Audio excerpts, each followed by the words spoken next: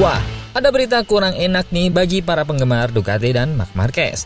Kali ini bukan datang dari gosip Honda yang siap bayar mahal sang pembalap, namun karena Marc Marquez yang menemukan alasan bahwa Ducati bisa saja bukan motor yang terkuat di grid lagi pada 2027. Dan alasan itu membuat Marc Marquez mempertimbangkan pabrikan lain yang lebih bisa mensupportnya dengan motor yang terkuat. Dan juga ada Toprak yang dirasa yang tidak memiliki isu yang sama seperti Marc Marquez di Yamaha, malahan akan bersinar di 2027, meski diragukan legenda MotoGP. Wah, siapa tuh? Dan juga ada FIM yang tunda pelarangan winglet di jok motor MotoGP, seperti yang dimiliki oleh Aprilia. Wah, kok tiba-tiba? Jangan-jangan disogok nih. Seperti apa lengkapnya? Kita bahas.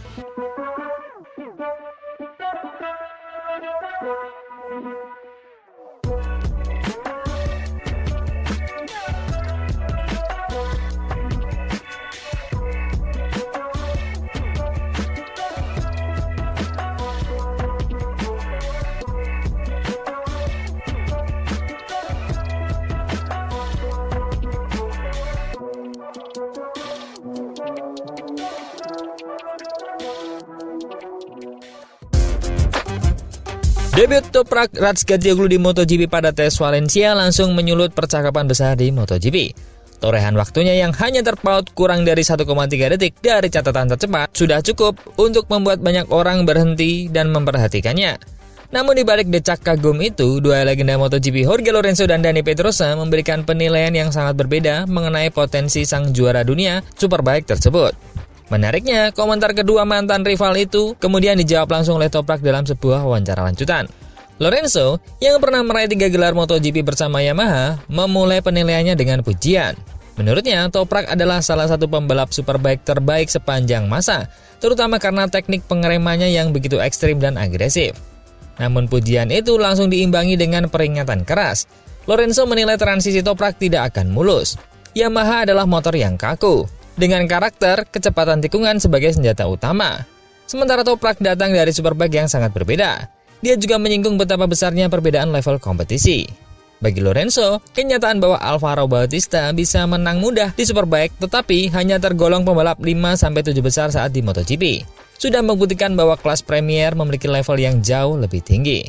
Dia menambahkan, contoh lain seperti Bulega dan Ben Spies, Colin Edwards sebagai bukti bahwa dominan di Superbike tidak otomatis berarti dominan di MotoGP. Meski begitu, Lorenzo membuka satu peluang optimis.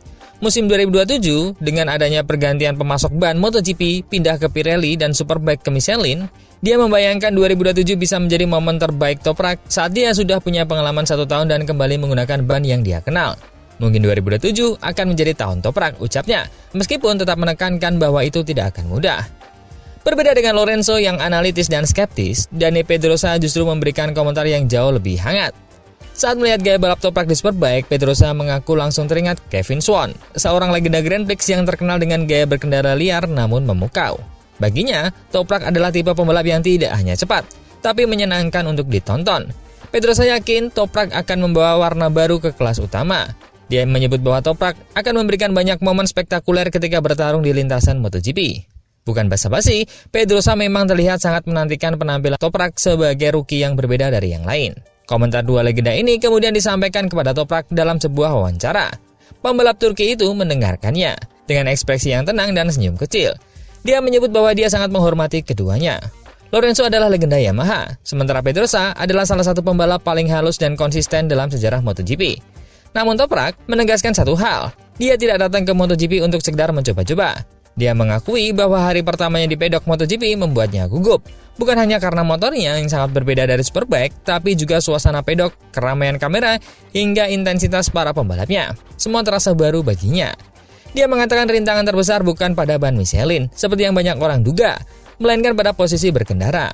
Motor MotoGP menuntut posisi duduk yang benar-benar berbeda, dan itu membuatnya harus banyak menyesuaikan. Toprak juga mengatakan Yamaha sedang menyiapkan stang clip-on baru yang sedikit lebih tinggi, serta beberapa komponen pendukung lainnya untuk membantunya menemukan gaya balap yang paling ideal. Ketika ditanya soal komentar Lorenzo yang meragukan kemampuan adaptasinya, Toprak membalas tanpa defensif. Dia memahami mengapa orang meragukan dirinya. MotoGP adalah level tertinggi. Dia pun tidak menyangkal hal itu. Namun dia menegaskan bahwa keraguan justru menjadi bahan bakarnya untuk bekerja lebih keras. Dia tidak ingin menunggu hingga ban berubah di 2027 untuk tampil kompetitif. Fokusnya adalah menjadi cepat sejak 2026, apapun tantangannya. Baginya, ban hanyalah ban. Dia siap menyesuaikan diri. Dia menutup wawancara dengan kalimat yang mencerminkan mentalitasnya. Dia tidak datang untuk menjadi pembalap biasa-biasa saja. Dia datang untuk menunjukkan sesuatu dan meninggalkan jejak. Jika 2026 menjadi tahun yang sulit, dia akan bertarung sampai semuanya berjalan sesuai keinginan. Tanpa harus membantah siapapun, jawaban Toprak justru menunjukkan bahwa dia punya satu hal yang tidak dimiliki semua rookie. Keyakinan yang matang, keberanian, dan tekad untuk membuktikan bahwa pindah dari Superbike ke MotoGP bukan langkah yang keliru, melainkan tantangan yang sedang menunggunya untuk ditaklukkan. Berita kedua, rumor soal bahan bakar sintetis tiba-tiba menggeser arah pembicaraan MotoGP 2027. Dan yang paling menarik, ini bukan lagi tentang aerodinamika atau elektronik, tapi tentang keputusan besar Marc Marquez. Sang juara dunia MotoGP 7 kali itu memang sudah mengisyaratkan bahwa memilih tim untuk 2027 membutuhkan intuisi yang kuat. Sebuah kata yang sebenarnya menyimpan makna jauh lebih besar. Marquez sedang membaca peta masa depan. Dan dalam peta itu, Ducati tampaknya bukan lagi tujuan yang paling menjanjikan. Pedok diam-diam beredar kekhawatiran bahwa Ducati akan memasuki 2027 dengan potensi kelemahan fatal, bahan bakar. Sementara, mesin berubah menjadi 850cc dan MotoGP beralih ke ban Pirelli, ada satu transisi lain yang lebih menentukan, penggunaan bahan bakar sintetis sepenuhnya. Dunia Formula One yang lebih dulu menerapkannya pada 2026 kini menjadi barometer, dan justru dari sanalah muncul alarm kelas bagi Ducati. Beberapa rumor dari F1 saat ini menyebutkan bahwa Aramco, pemasok Aston Martin, adalah yang paling siap menghadapi era bahan bakar sintetis. Sedangkan Shell, pemasok Ferrari di F1 dan mitra teknis Ducati di MotoGP, justru disebut sebagai pihak yang paling tertinggal dalam pengembangan. Jika Shell kesulitan membuktikan Ferrari kompetitif dengan bahan bakar baru itu, besar kemungkinan masalah serupa ikut terbawa ke Ducati pada 2027. Dan bagi seorang pembalap seperti Marc Marquez yang hidup dari setiap 1/10 detik, itu adalah tanda bahaya nyata. Inilah alasan mengapa Marc Marquez tampak enggan mengikat masa depan jangka panjang dengan Ducati. Setelah 2026, dia tidak hanya menilai performa motor, dia menilai seluruh ekosistem teknologi yang menopangnya. Kemitraan Ducati dan Shell yang masih akan berjalan hingga 2027 justru membuat situasinya semakin rumit. Apalagi MotoGP memasuki fase baru yang rawan ketidakpastian. Jika bahan bakar Shell tidak cukup kompetitif, semua keunggulan Ducati selama ini, aerodinamika, akselerasi, stabilitas, bisa runtuh dalam hitungan bulan. Dan Marquez tahu betul bahwa pembalap bukan hanya butuh motor cepat, tapi juga pabrikan yang siap menghadapi revolusi teknis. Disinilah letak kegelisahan Ducati. Mereka sedang berupaya mempertahankan Marc Marquez, tapi rumor di F1 membuat argumen mereka semakin sulit. Sementara itu, Marquez diyakini sedang membuka mata selebar-lebarnya, melihat peluang kepabrikan lain yang memasok bahan bakar lebih menjanjikan. Bagi Marc Marquez, tinggal bersama Ducati setelah 2026 bisa berarti berjudi pada ketidakpastian Shell, dan itu bukan gaya Marc Marquez yang selalu membidik peluang terbaik. Faktor ini juga menyeret Pedro Acosta ke dalam dilema. Pembalap muda yang begitu memuja musik Bologna itu tahu bahwa memilih Ducati pada 2027 sama saja memilih bahan bakar Shell. Jika rumor benar, mimpi bergabung dengan Ducati bisa berubah menjadi situasi yang penuh risiko. Para pembalap tahu, di era bahan bakar sintetis, kekuatan pabrikan dapat berubah drastis, bahkan dalam waktu satu musim. Karena itu, seluruh pedok MotoGP kini mengarahkan mata pada satu momen yang tampaknya sepele tapi penting, tes pramusim F1 pada Februari 2026 nanti. Bukan karena Ferrari atau Aston Martin, tapi karena hasil mereka akan menjadi gambaran awal mengenai kualitas bahan bakar masing-masing pemasok. Jika Ferrari kedodoran dengan Shell, maka bayangannya akan langsung jatuh ke Ducati. Tapi jika performanya solid, Ducati bisa bernapas lebih lega dan memperkuat negosiasi mereka dengan Marc Marquez. Bagi Ducati dan Shell, rumor ini tidak bisa dilawan dengan kata-kata. Mereka butuh data, bukti dan kemajuan yang terlihat. Jika tidak, mereka bukan hanya beresiko kehilangan pembalap terbesar mereka, tapi juga terancam menghadapi era baru MotoGP tanpa keunggulan teknis yang selama ini menjadi identitas mereka. Berita ketiga, keputusan FIM untuk menunda larangan winglet jok hingga 2027 bukan hanya sebuah isu teknis biasa. Ini adalah momen emas yang langsung mengubah peta kekuatan MotoGP 2026. Dan jika melihat siapa yang paling siap dan paling agresif dalam memanfaatkan celah regulasi ini, tanda panahnya jelas mengarah ke satu pabrikan, yaitu Aprilia. Sejak baru kedua musim 2025, Aprilia menjadi pionir penggunaan winglet di area jok. Sebuah perangkat aerodinamika kontroversial yang langsung memicu perbincangan.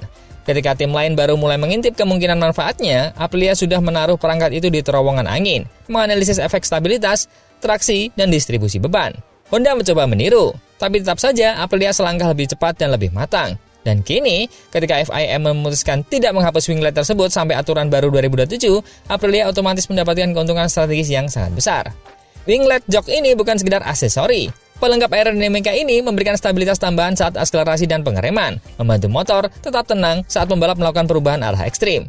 Motor menjadi lebih stabil, pembalap lebih berani membuka gas lebih awal, dan manajemen ban menjadi lebih efisien. Untuk tim yang struktur motornya sudah sangat halus dan presisi seperti Aprilia RSGP, ini adalah senjata rahasia yang tidak dimiliki rival pada level yang sama.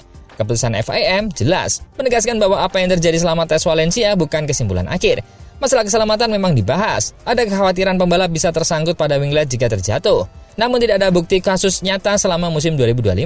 Karena itu, aturan ini gagal mendapatkan suara bulat.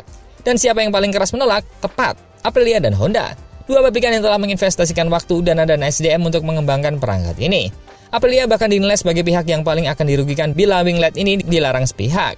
Ketika larangan tidak terjadi, dampaknya langsung terasa. Proyek R&D Aprilia yang selama ini berada di ujung tanduk, ini justru berubah menjadi investasi yang tepat. Mereka sudah menguasai dasar aerodinamika jok, sudah mengetahui bagaimana memaksimalkan aliran udara turbulen di belakang pembalap, dan sudah punya data stabilitas dari berbagai sirkuit. Sementara itu, Ducati dan Yamaha memang berharap aturan dihentikan harus kembali dari nol. Tertinggal setidaknya 1 musim pengembangan.